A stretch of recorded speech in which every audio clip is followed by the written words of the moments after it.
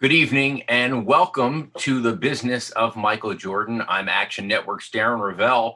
And tonight, as we've done for the previous 3 weeks, we are leading up to The Last Dance on ESPN at 9 p.m. But we're going to give you a taste of some of the other things about Michael Jordan you might not have known. We have some tremendous guests tonight. We have Michael Jordan's son, Marcus, who's also owner of the Trophy Room, an awesome Jordan store, shoe store in Orlando. We have David Falk, Michael Jordan's agent throughout his entire playing career. And we have Trent Tucker of the Bulls, 1993 title with Jordan in that first run of three. And, of course, with the Knicks hitting that shot in 1990 that all Knicks fans remember with 0.1 seconds to go. So there's a lot to talk about. We're going to talk about Nike. We're going to talk about Team USA. We are also going to do a live open break with vintage breaks. So basically people have paid $95 per spot in an 86, 87 Fleer set. They're going to randomize it, and whoever gets number 57 gets the Michael Jordan card. It is graded a PSA 8, which is around $7,000. It has been nuts to see how the rise of the Jordan rookie cards have been just going crazy over the past couple of weeks. We'll have another record tonight as a PSA 8 star card from 84, 85 is going to sell for more than $25,000. I want to bring in Marcus Jordan, who is Michael Jordan's son, one of his sons, his second son. And he is also owner of the Trophy Room in Orlando. What's up, my friend? How's it going, Darren? How are you? I'm doing well, man. Just trying to deal with quarantine and trying to stay healthy. How are you? Yeah, I know. Going well is totally different. When you say I'm all right, it's totally different now. So. Oh yeah, definitely. Thanks for having me, though. Oh, of course. So. You were 4 when your father retired for the first time. You raised that banner as a kid. I remember that picture. Oh yeah. When were you really aware of who your dad was? Yeah, I think for me, it started like in 8th grade. I was playing basketball and around 8th grade in Chicago, that's when it really started to get competitive. And so, every night I was getting everybody's best game and, crowds starting getting bigger coming to each game. And so I think that's when it really started to set in for me. And then going into my freshman year, I played on the sophomore team, on the JV team. And so that's when I really started tugging on my dad's coattails in terms of getting in the gym and starting to work on things. How did you, you must have, did you realize that life wasn't normal? I know that you were in Highland Park and, Oh, yeah. but really your father was the first star who couldn't go out, right? So if you think about the 70s and 80s, stars were going out all the time. Somewhere around 88, 89, you were born in 90, It just got so crazy, and it was before social media, but it just got so crazy that it wasn't a normal life. Now we're living quarantine. Your father and your mother and your family kind of lived in quarantine when things were going big. So what was that like? Did. My parents are really private people, and so they wanted to make sure that we, had a somewhat normal upbringing. And so I say somewhat normal because, I didn't take my first commercial flight until I was a junior in high school. And so we were flying private and I had a PlayStation on the plane. And so, I didn't know anything, I didn't know any different. And so, when I transferred to Whitney Young, my coach was like, no, you're flying with us. And so I took my first commercial flight my junior year, and it was definitely an experience, to say the least. But, growing up, the son of Michael Jordan, it's definitely been a privilege. It's been an honor. It definitely comes with, responsibilities and challenges. But, those are things that I welcome. And, it's something that I look forward to every day. What was the pressure like? Because I read a bunch of articles. I know you were at Loyola, then you were at Whitney Young. You guys won the 4A state title. Then when you were getting recruited, I know I saw Stanford in the mix, and then obviously you went to UCF. And then a story that I actually covered was was that UCF had an Adidas deal, which became like, I mean, that's an amazing story. Like, I'm not, Yeah, I mean, that's weird, but I really can't wear Adidas. So, right. Yeah, it's kind of an unprecedented situation. But when I was being recruited, UCF, they always, stood firm with that I would be allowed to wear Jordans. And when I got there, I guess some of the higher ups at Adidas in Germany had an issue with it, but the school didn't want to go back on their word, and they honored what they told me being recruited. Because honestly, if I had to wear Adidas, I wouldn't have gone there. Because right. it's just not something I'm going to do. So. But yeah, that's pretty much the story, and thankfully Nike stepped in and kind of saved the day. Let's talk about the trophy room. Obviously, Jordans are still rocking and rolling. Yeah. We're on year 36. So when did you start becoming aware of the Jordan brand? Obviously, it broke off, became its own company. But when did you become aware of that, and were you collecting them? I had my first PE, player exclusive Jordan shoe, in 6th grade. And so I was, I've kind of always grew up around it. And that's one of the things that made Trophy Room such an easy transition for me, because I've just been around sneakers. I've been around Jordan brand and fashion literally my entire life. And so, getting my first PE in 6th grade and doing another one in 8th grade, that's really when I started to develop a love for sneakers. And then I continued to do that throughout high school. And then funny thing is, when I got to college, the NCAA actually deemed me doing player exclusives as a impermissible benefit. Of course they did. Of course they did. Exactly. And so I was prohibited from doing player exclusives in college, and it definitely irked me. So your father is a 13 on his left and 13 and a half on his right? Correct. Why is that? I don't know. I just, they say that one foot is always naturally bigger than the other. I actually wear a 15. And so when I was back in maybe my sophomore year, I was wearing 13s. And so I used to sneak into his closet and make sure I was stealing samples a year and a half early and stuff. And so eventually he had to lock up the Nike room because I was going in there all the time. Now, what's interesting with your father is he's not like really that much of a collector. Like when I've sat down with him and I was in his office in Charlotte and I'm like, Sure. Hey, what's that shoe over there? He's like, I don't know. Like it's not like there are some people like Emmitt Smith who keep every damn thing and tag it. And, this is this and this is it. Your father, at least from what I've seen, is not really like that. Like, he's not like, this is from the game when there's something about him that he's not like that. So, well, he has his special moments in the shoes that have, special memories to him, and those are things that he can call right off the rip. But obviously he plays an integral part in approving everything that kind of goes to market. But nowadays there's a Jordan shoe that's coming out every Saturday, so it's like it's tough for him to keep up with all the nicknames and all the different things that the streets are calling them these days. But he's definitely in the know, and especially with like the new technology, the 34 and the 35 and all the performance shoes, he definitely plays a part in all of that. Did you? I know your father likes to bet. Did you get the betting bug? I definitely have a little bit of the gambling bug. I'm a blackjack guy, and so I like to stick to my blackjack. Did he give you any advice on that, or does he play? He likes to play card games. His advice is stay away from the tables. That's all he says. That's great. What's your favorite Jordan, and what's the trophy room exclusive that when people go just completely insane? Yeah, so honestly, my favorite retro is the Retro 5, which is actually our last trophy room exclusive. It was 1990, and I was born in 1990 when that shoe released. And so, I like to joke around and think that I was the good luck that started the championship run. I was born Christmas Eve 1990, and then they went on to win in June 91. And so the 5 is definitely special to me, but we've got a new shoe coming soon from Trophy Room that is going to be very special. We're looking to take it up another level from what we did. So how exclusive can you get? Like, are you doing like something that has like 100 pairs, or like what is your access to being like exclusive? So for us, obviously we want to make sure that it's something that the consumer can get their hands on. In the past, we've done 5,000 units, which is relatively exclusive for a Jordan brand launch.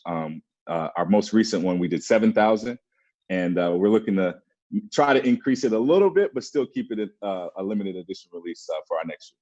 I want those Wahlburgers. Do you have any access to the Wahlburgers or the I Justin Timberlake friends and families? So you got to call Reggie Saunders. Reggie's got all of that. I don't have any access to that. But our next shoe is something really special. I think you'll like it. I think you'll like it. So I'll make What sure to hold a pair for you. what's your favorite piece of do you collect? Do you have any Michael memorabilia?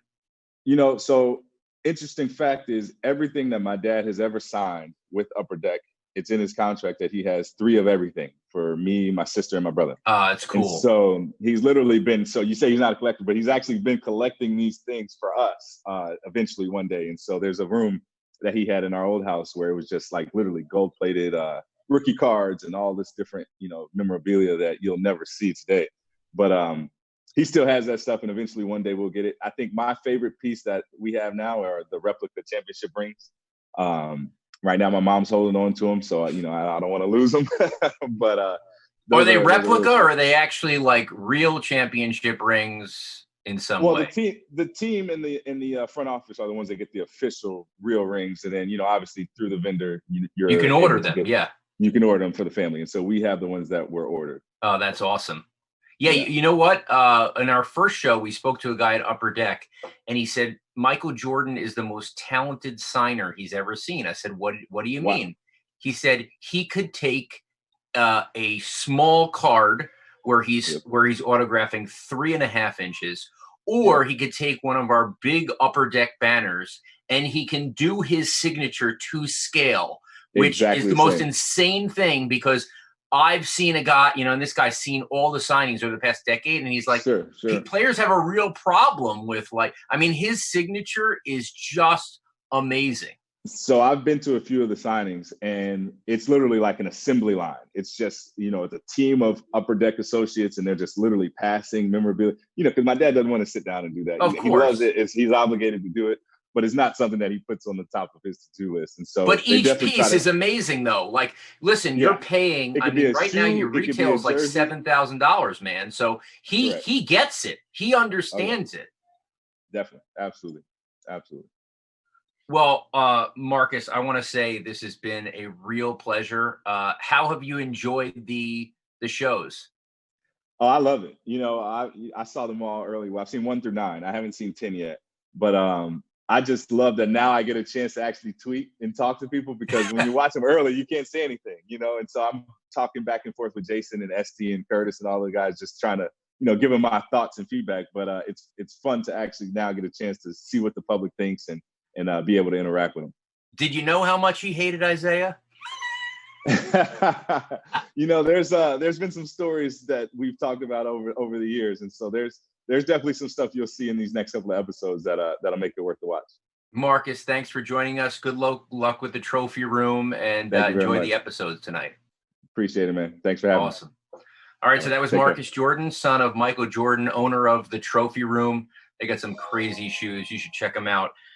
We are going to bring on David Falk soon, but we first will tell you more about the show. We got David Falk, the former agent of Michael Jordan throughout all his playing years. We're going to ask him about the $100 million deal that he said Jordan turned down, which has kind of lit the world on fire over the last week.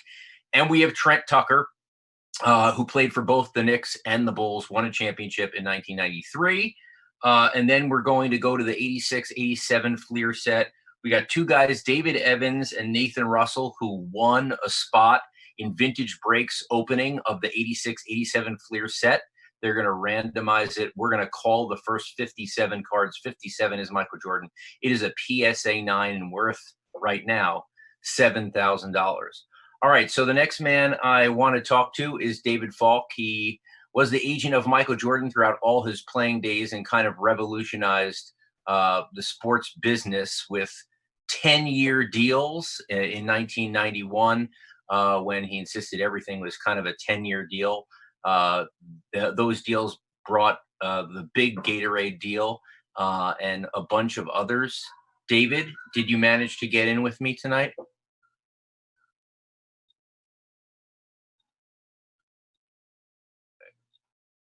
There he is. There he is. He was there for 1 second. He was there for 1 second. Let's see if he appears again. Do you hear me? I don't hear your volume. Hit the unmute button. Make sure you're not in the left-hand corner. There's a mute button. Audio.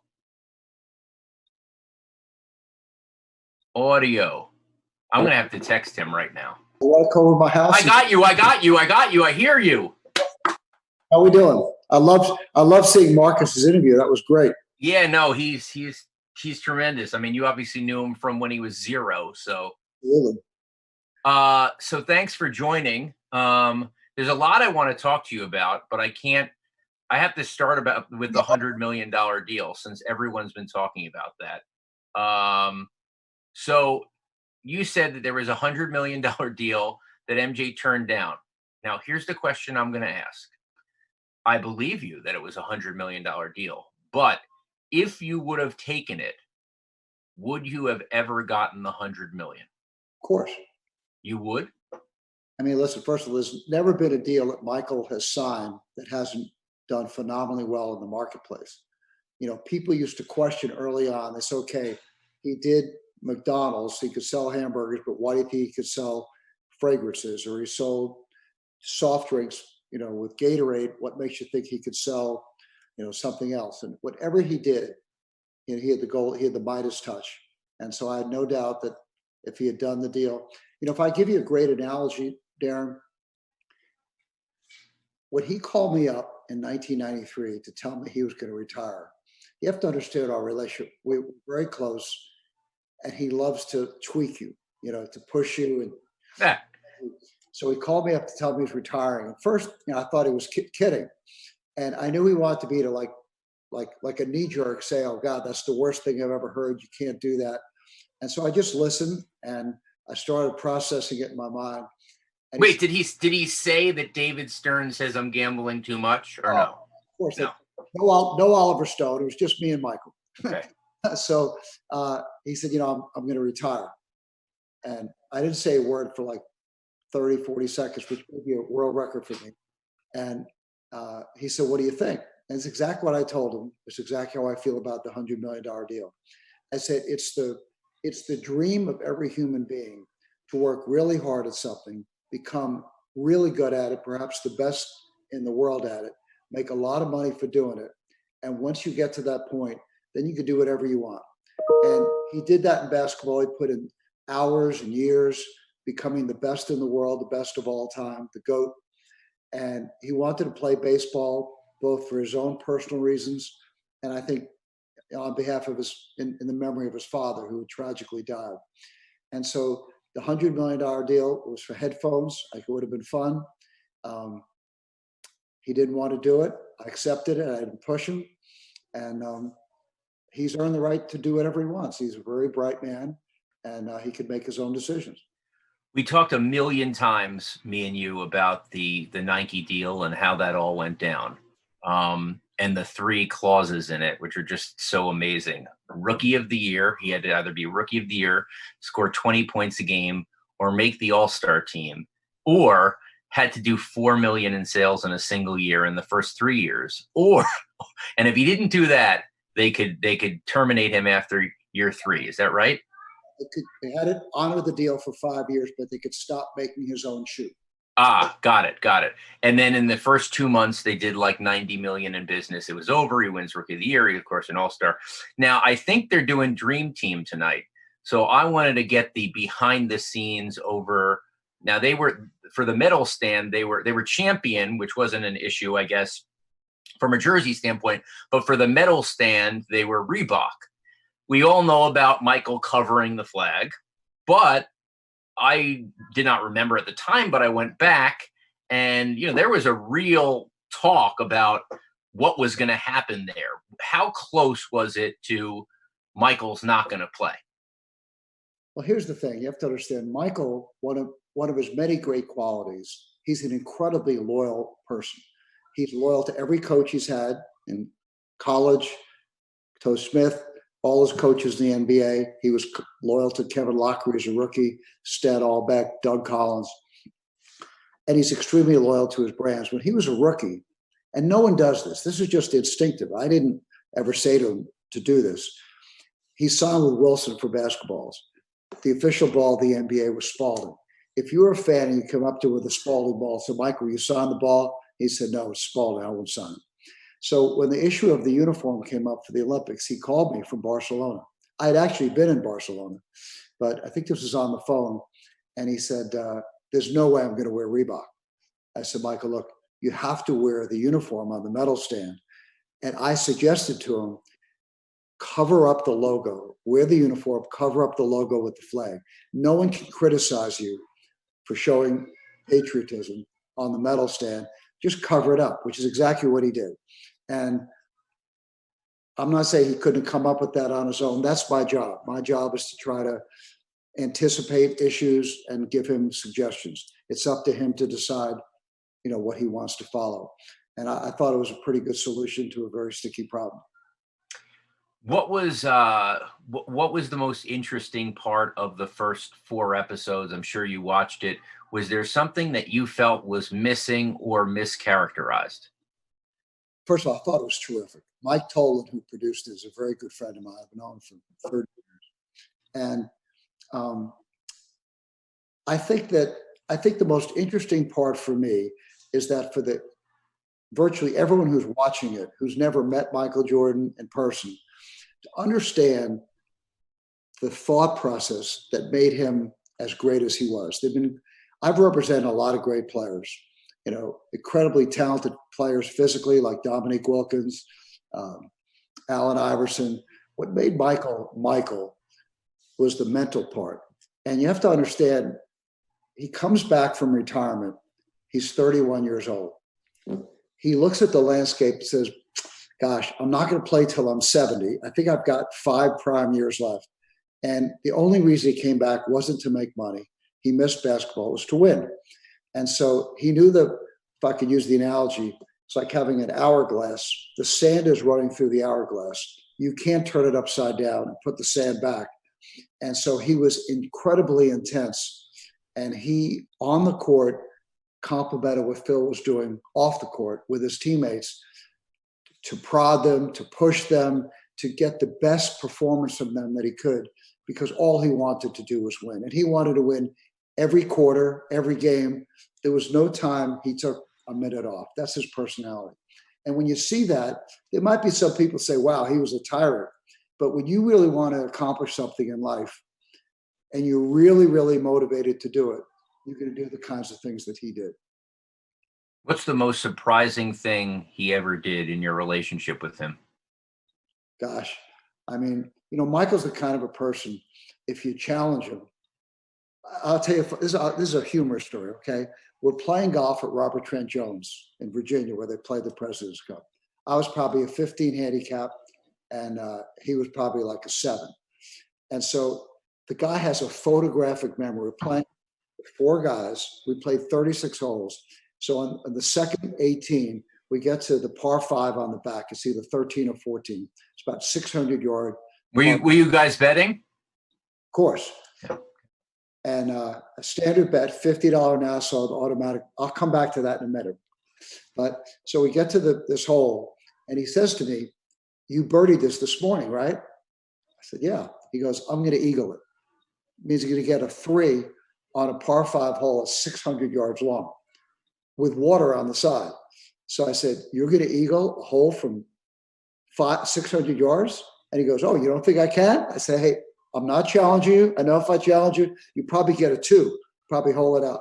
And he's the kind of person, he thrives on challenges, whether they're external challenges or the kinds of things where he takes small slights and elevates them in his mind to motivate himself. I'll tell you a great story. We're playing golf in Chicago about 5 or 6 years ago.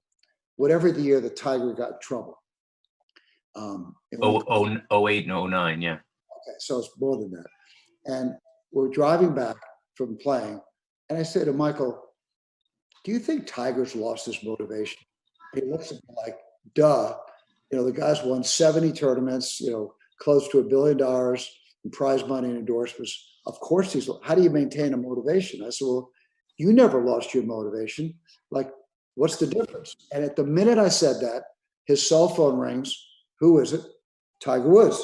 Now, I didn't hear the conversation. It wasn't on the speaker. And Tiger's asking him how on earth were you able to maintain your motivation all those years, having won so much money, all the titles, MVP, scoring titles?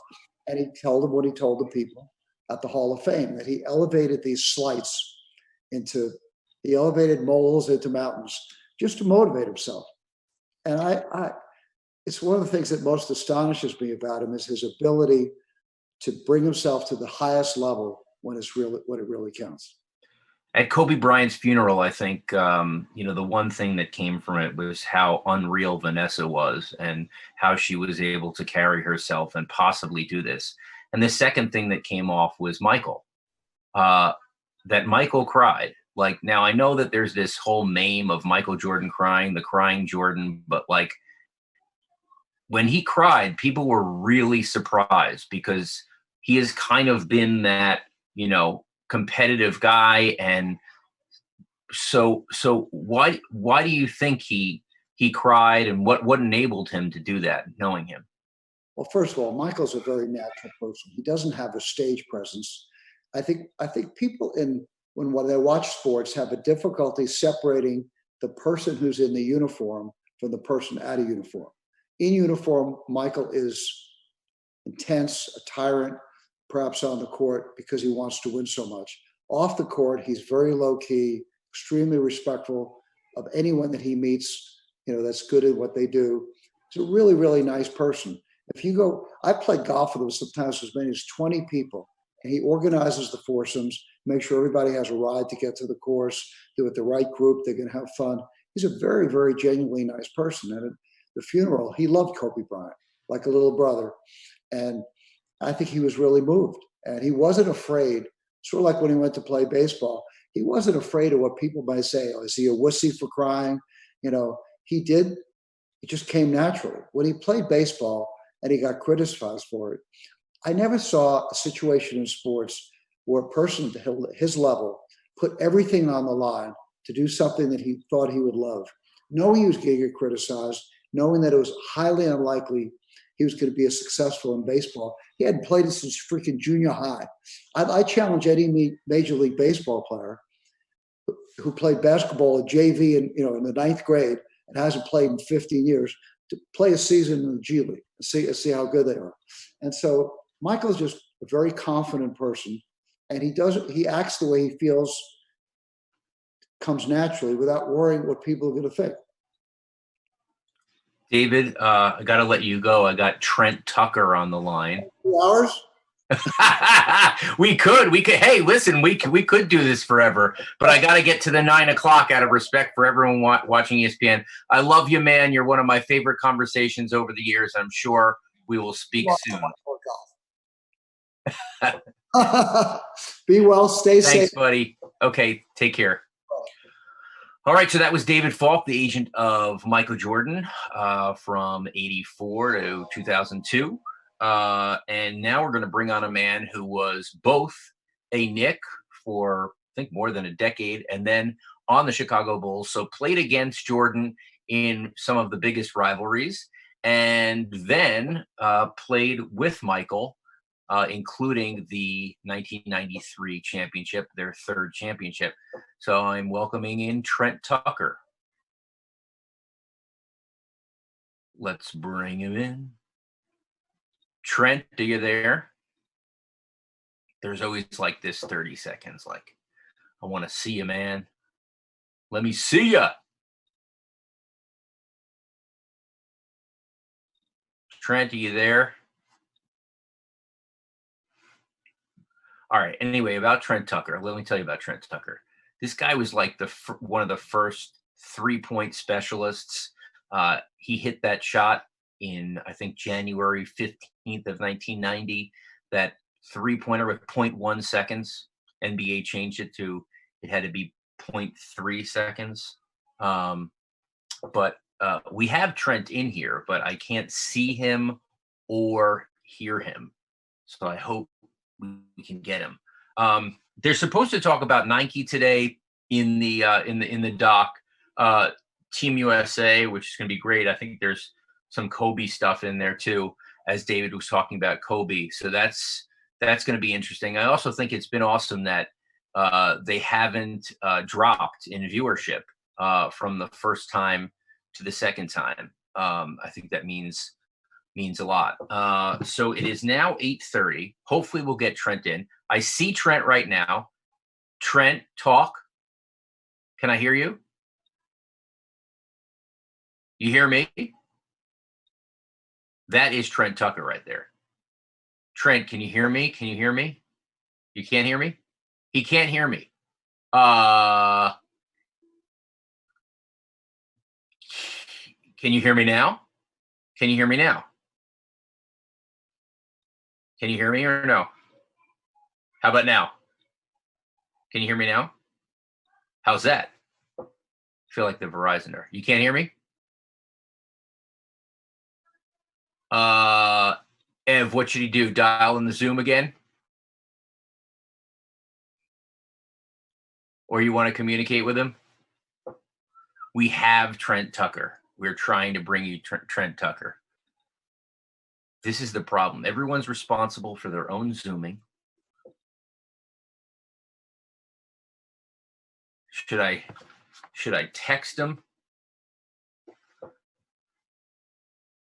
So at 8:40, we are going to go live. We are going to call the 86-87 set, where two people have won the right to get a card in the 86-87 set. There's going to be a randomizer, and number 57 will be Michael Jordan. So that is going to happen. We'll bring you in with Vintage Breaks. Trying to get Trent here. He's not getting to us yet. Let me try to get to Trent here. Hold on one second, folks. He needs audio, Ev. He needs to get audio. Should I hold up a sign? I think that's what I'm going to do. Hold on. To click audio.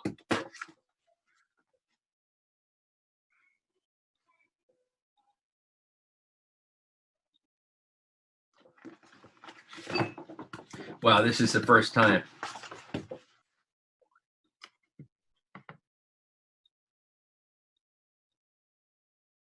Let's see if we can get this done.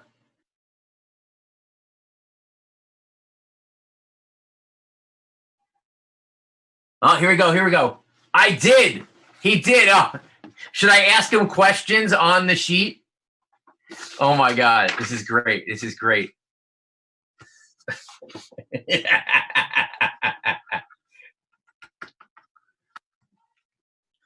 Oh.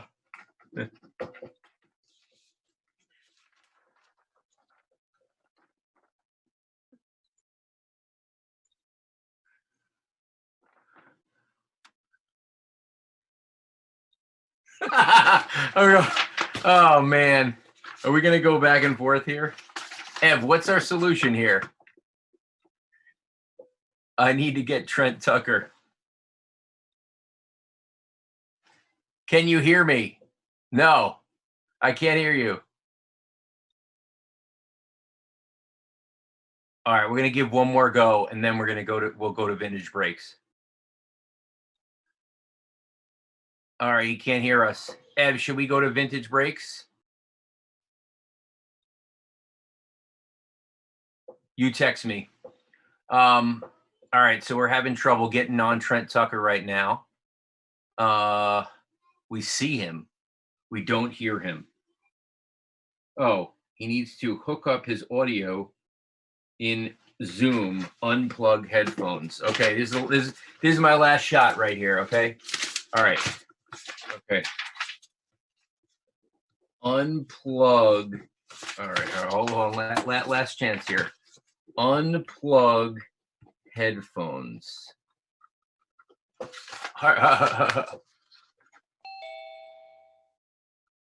Unplug headphones.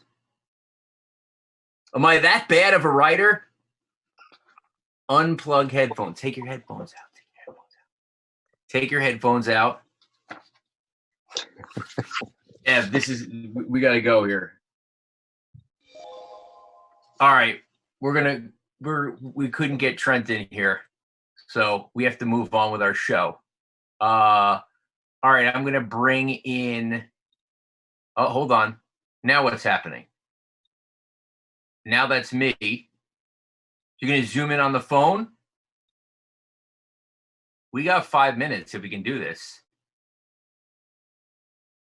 Are we trying to zoom me in on the phone now? If David Falk could figure it out, Trent Tucker could figure it out. There's like a 15-year different in age. All right. We're not getting Trent on. All right, Ev, are we going to go to Vintage Breaks now? Okay. I am going to bring on the guys from Vintage Breaks. They are opening up a 1986-87 set, and they are giving away one card to each person. There's 132 cards, and the card that is Michael Jordan is 57 and is already graded a PSA 8.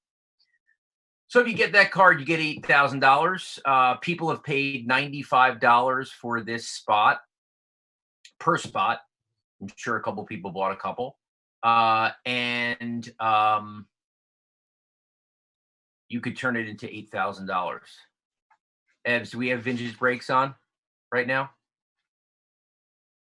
All right, we're going to wait for them to dial in. And we'll get you to them.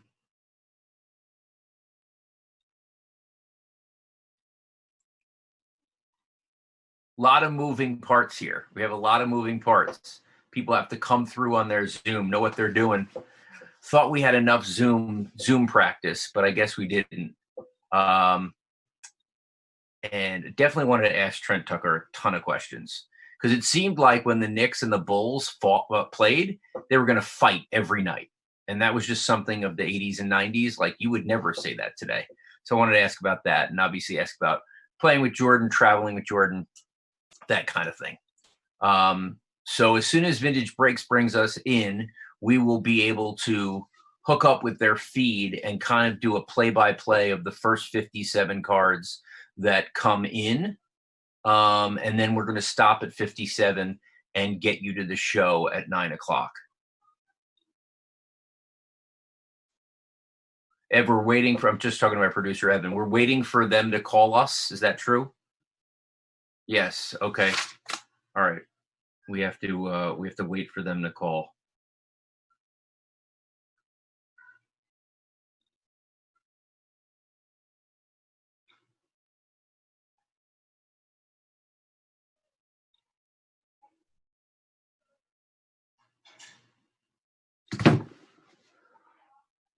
So Vintage Breaks is a company that allows you to get a piece of a set or a piece of a pack that it costs a lot of money. Okay, we got Johnny at Vintage Breaks in here. Johnny, what's up?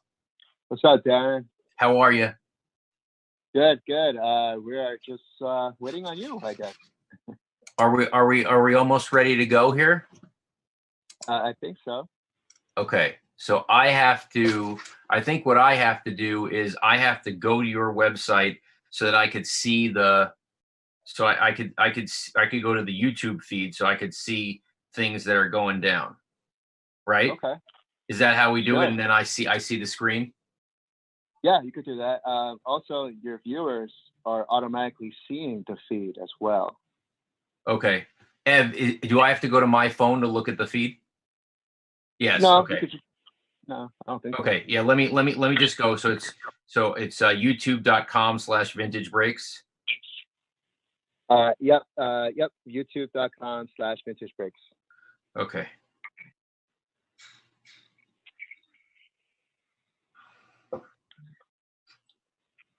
Okay. And where is the live? I got to go to live, right? Yes, sir.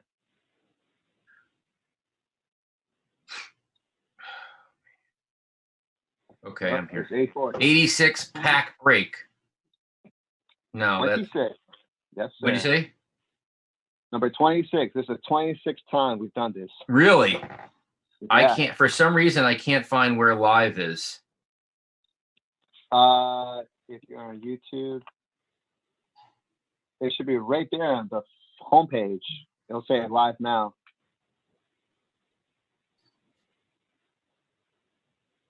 All right, let's just okay, live stream. There you go. No, I have 5152. I don't have I don't see a live stream on my phone. All right, let's just go and you commentate it and you do your thing. Okay, Chris Gilmore also said he emailed you a link. What'd you say? He I think emailed me a link? Yeah. Okay. So just go from the top and say how we do this. Okay, I'm going to start it off. Great. There we go. This is for our 1986 Fleer basketball set break number 26. I have here all 132 cards in the set. It is numbered from 1 all the way down to 132, which is the checklist. Now, there are some graded cards in here. Of course, the Michael Jordan card rookie is number 57, which you will see right here. Oh, now I got it. We're in. I got you now. Okay, great. Here's how it works. I'm going to randomize the list. Every spot in this set break was worth $95.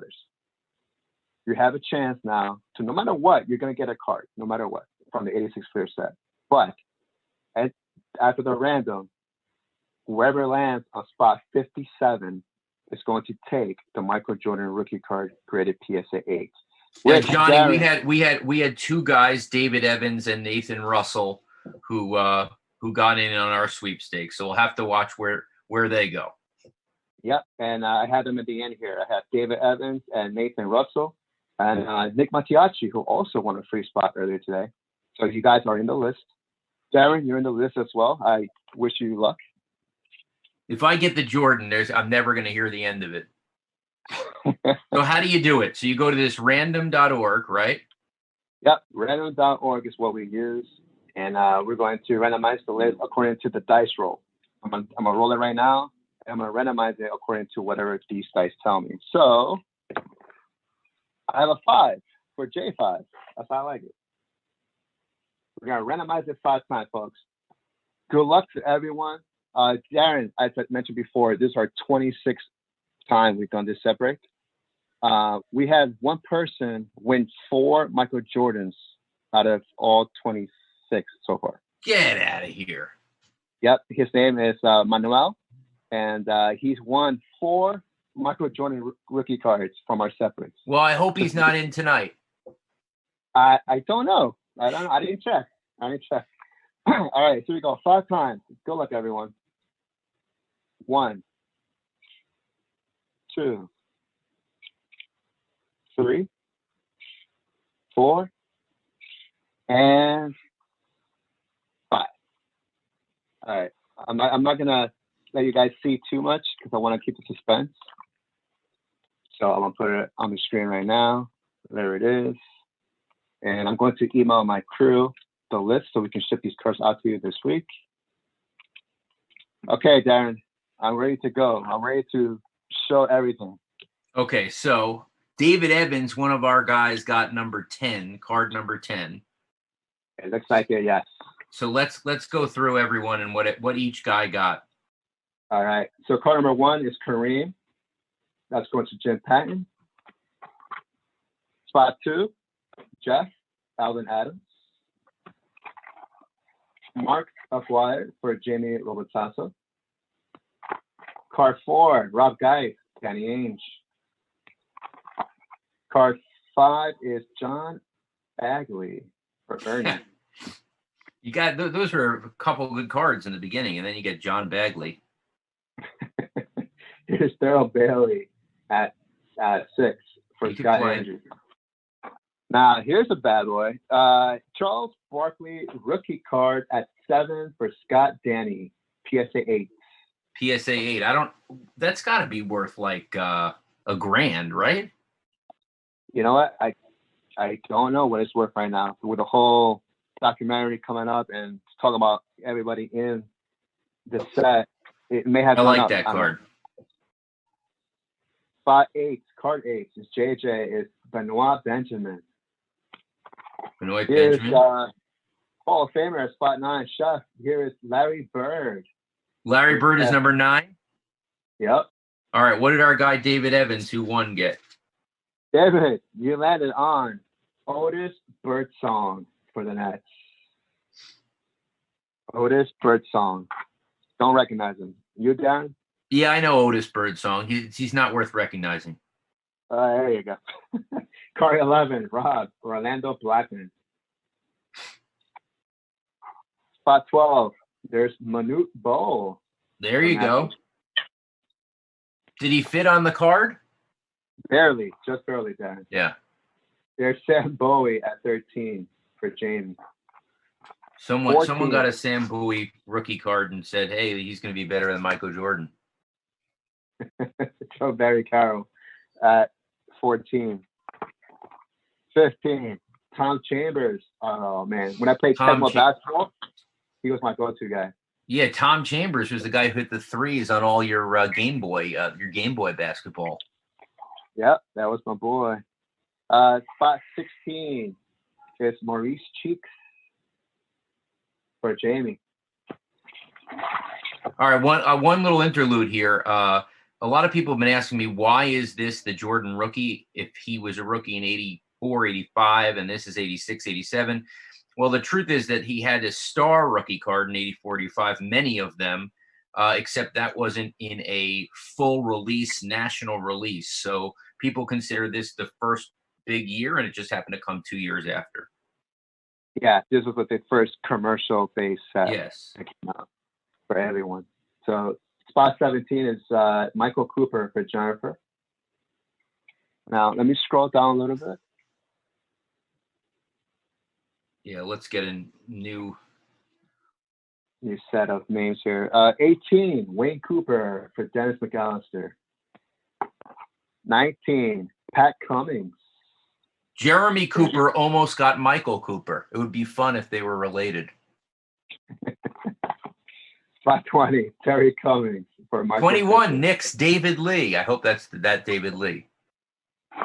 Let's see, 21, Adrian Dantley for David Lee. Adrian Dantley was the guy who beat Wilt Chamberlain for the best free throw percentage with as many free throws. So when Wilt Chamberlain had 100 points, he was a 51.2% free throw shooter. And he went 28 for 32 that night. And Adrian Dantley beat that record. Wow. And Adrian Dantley is a Hall of Famer, correct? Yeah, Adrian Dantley's a real deal. Yeah, nice. 22, here is Brad Davis. 23, Walter Davis. Walter Davis, as I said last time, Michael Jordan's favorite player, modeled his game after him, went to North Carolina partly because of him. And David Falk told me that in 1984, when Michael Jordan came back after the Olympics to North Carolina and played against Walter Davis, that's how he knew that Michael Jordan was going to be so unbelievable, because he schooled Walter Davis, and Walter Davis was a pretty good player. Oh, well, to be fair, Jordan schooled a lot of people, right? Yep. But when you're a Olympian or you haven't yet played in the NBA and you take down a guy like that, that's when David Falk told me, hey, I knew he was going to be the real deal. Nice. And yes, he became the real deal. 6 championships. Can be sorry, how many championships? 6? 6 on Jordan, yeah. Yeah, he was 6-0 basically. Darryl Dawkins, 24. Darryl Dawkins. Chocolate Thunder. 25. Larry Drew for Justin. All right, so we're gonna on my show we're gonna take you up until 57, which is the Jordan rookie. It's a PSA 8. It's worth about $7,000. One of our guys, Nathan Russell, still alive for that. I am still alive. I still don't see my name. Yeah, well, here we go. We get in there. Meanwhile, here's a Clyde Drexler rookie card at 26 for Danny Brewington. Here's Joe Dumars rookie at 27 for Kevin W. from the Pistons, who is like the villain right now in documentary. That's a great card. 28, Mark Eaton. 29, James Edwards. 30, I got Alex English, Hall of Famer, for Jamie. Love the Okay, I'm Denver scrolling Nuggets down. jersey. I'm scrolling down. Not going to reveal much. Go to 56, maybe. I'm trying not to reveal too much. 31, Darren, there's Dr. J for you, but Darren No, Sanders. that's not me. It's not me. That's Darren Sanders. Darren Sanders, Dr. J, Julius Erving. Patrick Ewing, rookie card, PSA 8, going to Paul M. Nice. 33, Vern Fleming for Steve Phantom. 34, Eric Floyd. Sleepy. 35, Will Be Free. 36, George the Iceman Gervin. By the way, I think the 86 clear, our other 86 clear set is live, I believe, unless it's sold out already. No, What are you it's doing? live. You're giving away another 86. You're doing another 86 Fleer? Yes, we have another 86 clear set break live right now, guys. There's 21 spots left, and it's $95 per spot. It's a set break 27. The Jordan is a PSA 8. Charles Barkley, PSA 8. Malone, rookie, PSA 8. 21 spots left. So whoever's watching on Darren's show, you have a chance to get into the next one. We're going to break that one Tuesday night at 8 p.m. Eastern Time. 21 spots. I give you guys 2 minutes because it's going to sell out. I already know. 37, Artist Gilmore for Justin. 38, Mike Minsky. Brett, the Jordan 8, I think Darren said 7,000 right now. Around, yeah. 39, it's Ricky Green. 40, Sidney Green. 41, Dave Greenwood. 42, Darryl Griffith. Good player. 43, Yes. Bill Hanslick. 43. Also, guys, I don't want to take too much time here because we're getting close to 9 o'clock here. We have a little bonus, Darren. I know a lot of viewers are watching right now. We have all these Jordan cards that we're going to give away. There's 9 total. We got second-year Jordan. We got a sticker. We got more Jordan 88 sticker, All-Star, Beam Team. All right. How do they get them? All you have to do is spend $3 on our website to get one entry. This Friday, at the end of our show, we're going to give it away. So every day, if you spend $3, you get an entry. The top 9 get prizes. First place gets that second-year Jordan 87 Fleer. All right, let's roll. There we go. 44, Derek Harper. 45, Gerald Henderson. All right, let me scroll. Let me scroll down. All right. 46, Roy Hinson. 47, Craig Hodges. 48, Phil Hubbard. 49, Jay Humphries. You scrolled down to 56, right? Yes, I did. 50, Dennis Johnson. I'm not showing you 57 yet. Eddie Johnson at 51. 52, Frank Johnson. 53, Magic Johnson. This is when you figure out the set is in alphabetical order. Yes, it is. Yeah, you found that out last time. 54, Matthew Diesel, Marquise Johnson. 55, Steve Johnson for Matthew Anderson. Matt Diesel, 56, Vinnie Johnson. Oh, that's like the worst. That's the worst consolation prize in the world. Here we go. Let's see, number 57, PSA 8, turning $95 into $7,000. Who is it? Jesse Whiteside. Jesse Whiteside, congratulations. That is your PSA 8. Michael Jordan rookie card. I think Jesse only had one spot. I'm hoping he or she only had one spot. That's awesome. And what can you find out? Can you scroll down? I know you're going to have the rest of the show so people can listen on youtube.com/vintage breaks. Where did our guy Nathan Russell finish? Where is he? Nathan Russell got card 88. And what would that be? That is Paul Pressey. Paul Pressey. And I got 85. What did I get? 85. You got, Jim Paxson. There you go. Jim Paxson. All right. There we go. Well, Johnny, thanks so much for doing this. We're going to break off. But thank you and congrats to Jesse. It's pretty cool to turn $100 into 7,000. So thank you, Johnny. Appreciate you. All right, Darren. Thank you, man. Thanks for the support. Love you guys. All right, so that was Vintage Breaks opening up a set of the 86, 87. Some guy just got the Jordan PSA 8, and that, I mean, it's incredible to see the Jordan card prices. Sorry we couldn't get to Trent Tucker. I'm going to get him back next week. We're going to give him a Zoom tutorial and make sure he gets back next week. So sorry about that.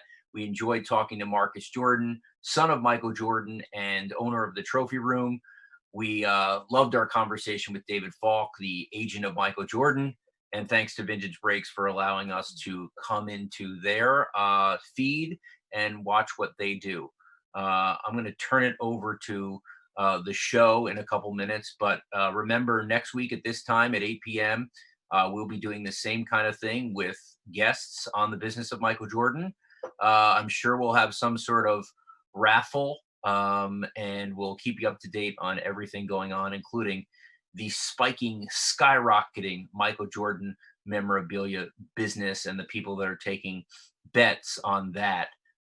It's incredible to see the rise of his cards and the rise of pretty much anyone around here. So make sure you check out the Action Network HQ for gambling stories. And make sure you check out my Twitter feed. I'll be tweeting over the next 2 hours of The Last Dance. For Evan Abrams and Scott Miller and Brian Mears and Chad Millman, I'm Darren Rovell. Have a good night. Enjoy.